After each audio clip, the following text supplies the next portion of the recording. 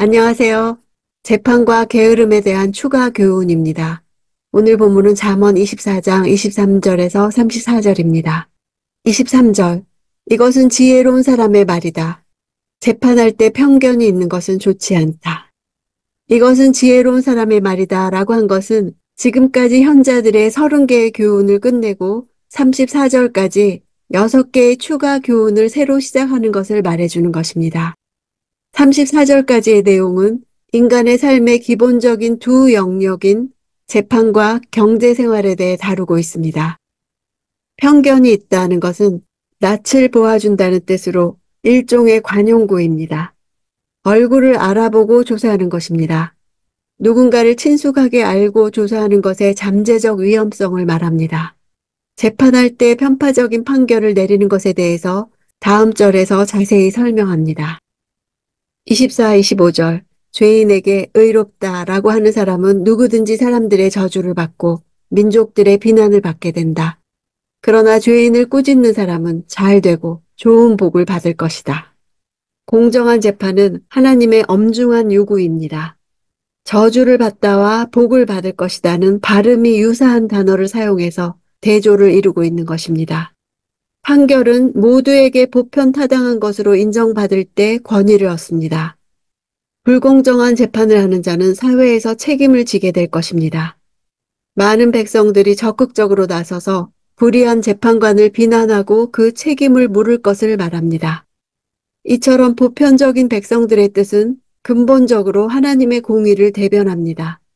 역으로 말해서 정의로운 판결은 보편적으로 인정을 받으며 사회 공동체를 위해 공의와 정의를 세우는 일이 재판관 자신에게도 유익이 된다는 것을 말합니다. 고대 사회에서 재판이란 단순한 민사와 형사 사건이 아니라 하나님의 주권이 개입되는 신성한 영역이므로 축복과 저주의 언어들이 사용된 것입니다. 26절. 바른말 해주는 것이 진정한 우정이다. 앞절에 꾸짖는 이란 단어와 본문의 바른말은 동일한 어근을 갖는 단어입니다. 25절, 26절을 연결시켜주는 역할을 하고 있습니다. 따라서 이 두 절은 동일한 주제를 다루고 있는 것으로 봅니다. 바른말이란 공정한 판결이며 정직한 결정입니다. 진정한 우정이란 것은 공정한 판결이 친밀한 사이에서 할 수 있는 가장 좋은 일이기 때문입니다. 27절. 바깥일을 다 해놓고 내 밭을 다 마무리한 후에야 집안을 세워라. 바깥일과 밭은 자기 일을 통해 스스로 경제적 기반을 마련하는 것입니다. 가정을 부양할 수단이 되는 것입니다. 집안을 세우는 것은 결혼을 하고 가정을 이루는 것을 뜻합니다. 자녀를 양육하며 부모를 섬기고 사회적인 책임을 감당하는 것을 의미합니다. 따라서 사람은 자신의 직업을 가져야 하며 자녀와 부모를 돌볼 수 있는 터전을 먼저 마련해야 합니다. 이것이 바깥일과 밭일입니다. 이 권면은 어떠한 일을 진행하기 전에 미리 계획하고 준비하는 것이 지혜로운 태도라고 확장하여 이해할 수 있습니다. 28절. 아무 이유 없이 내 이웃에게 불리한 증언을 하지 말고 내 입술로 속이지 마라. 앞에서는 편파적인 재판관에 대해 말했는데 여기에서는 거짓 증인에 대해 말하고 있습니다. 앞에서 나온 입은 여기에서 다시 반복되고 있습니다. 아무 이유 없이란 까닭 없이, 무고하게, 근거 없이라는 뜻입니다. 정당한 이유도 없이 남의 분쟁에 끼어드는 것도 어리석은 짓인데 근거도 없이 남을 해롭게 하는 법적인 증거를 한다면 심판을 피할 수 없을 것입니다. 29절. 그가 내게 한 그대로 나도 그에게 해줄 것이다. 그가 한 짓을 갚아주리라. 라고 하지 마라. 앞절과 연결해보면 아무 이유 없이 이웃에게 불리한 증언을 한 이유가 자신이 당한 고통을 되갚기 위한 것입니다. 행한 대로 갚겠다는 것은 법적으로 보장된 권리입니다. 그럼에도 불구하고 하나님은 복수의 악순환을 단절하기를 원하십니다. 하나님이 친히 이루어 가시는 공의의 실현을 굳게 믿는 신앙인들로서 사적인 영역의 원한을 하나님께 맡기는 태도를 제시합니다. 사회적 공의에 대해서는 철저히 수행하면서도 사적인 영역에서의 원한에 대해서는 참고 인내하는 수준 높은 기준을 제시하고 있습니다. 30, 31절. 내가 게으름뱅이의 밭과 생각 없는 사람의 포도밭을 지나가면서 보니 가시가 여기저기에 나 있고 땅은 잡초로 덮여 있으며 돌담은 무너져 있었다. 지혜자가 직접 겪은 일을 말하는 형식으로 되어 있습니다.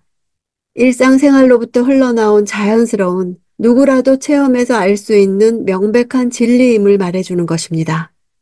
밭과 포도밭이란 일상생활과 모든 경제생활의 현장을 대변하는 표현입니다. 게으름과 생각 없음을 병행시키는 것은 게으름이 지혜가 없는 결과임을 보여주는 것입니다. 한글로 번역되지 않은 보라라는 말이 있어서 보라, 가시덤불로 완전히 뒤덮였도다 이렇게 되어 있습니다. 즉 그곳이 경작지인지를 알아볼 수 없을 정도로 완전히 황폐화된 상태를 묘사하고 있습니다. 잡초라는 단어는 쐐기 풀을 의미합니다. 성경에서 주로 가시나무나 찔레 등으로 번역되는 단어입니다. 경작하지 않는 빈 땅을 차지하여 어느 곳에서나 급속히 번성하는 풀로 알려져 있습니다. 돌담이 무너져 있다는 것은 여우와 같은 들짐승의 침범으로부터 경작지를 보호하는 울타리가 무너져 버렸음을 뜻합니다. 경작지가 완전히 황폐화되었으며 약간의 남아있는 열매도 외부의 약탈로부터 조금도 지켜낼 수 없는 상태에 있음을 보여주고 있습니다. 이는 단지 게으른 자가 소유한 밭의 상태뿐 아니라 그의 영적인 황폐함을 상징하는 표현입니다. 32절. 그때 내가 살펴본 것을 곰곰이 생각해보고 교훈을 얻었다. 직접적인 관찰과 성찰을 통해 교훈을 얻었음을 표현합니다. 일상사에 진지하고 깊이 생각하는 훈련만 되어 있으면 우리는 어느 곳에서든지 가르침을 얻을 수 있습니다. 땅에서, 바다에서, 공중에서 모든 살아있는 것들로부터 배울 수 있습니다. 33, 34절. 조금만 더 자자, 조금만 더 졸자, 조금만 더 손을 모으고 쉬자 하면 가난이 강도같이 궁핍함이 방패로 무장한 군사같이 내게 이를 것이다. 이 구절은 6장 10절과 동일합니다. 원래 이 문장에는 주동사가 없습니다. 직역하면 조금의 잠, 조금의 졸음, 눕기 위한 조금의 손의 모음입니다. 잠을 주문처럼 외우고 있는 게으른 자의 태도를 매우 생생하게 보여주는 것입니다.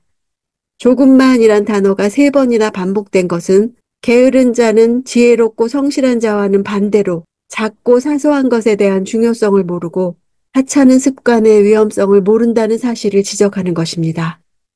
강도의 원어적 의미는 이리저리 무리지어 다니는 자들을 나타내고 무장한 군사는 무장하고 약탈하는 무리와 관계에 있습니다.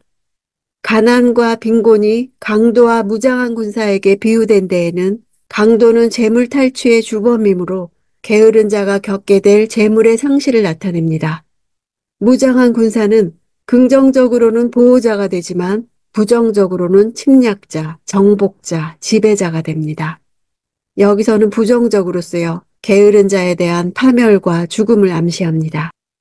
게으른 자에게 임하는 가난을 불시에 급습하는 강도와 강력한 힘을 지닌 무장한 군사로 묘사한 것은 게으른 자가 가난하고 궁핍해지는 것 자체가 피할 수 없으며 불가항력적인 것을 강조하는 것입니다.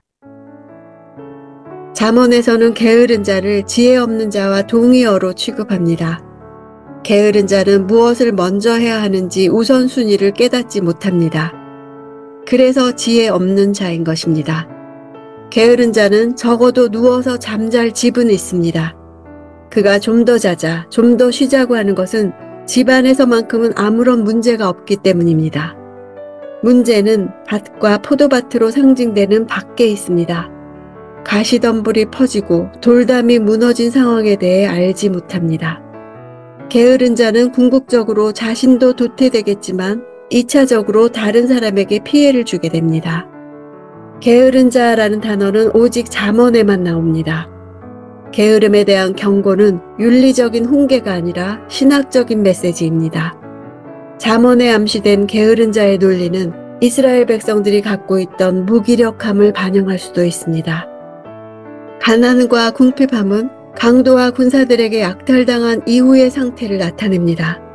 그러나 게으른 자는 강도와 군사 없이도 가난과 궁핍함을 겪을 수밖에 없습니다.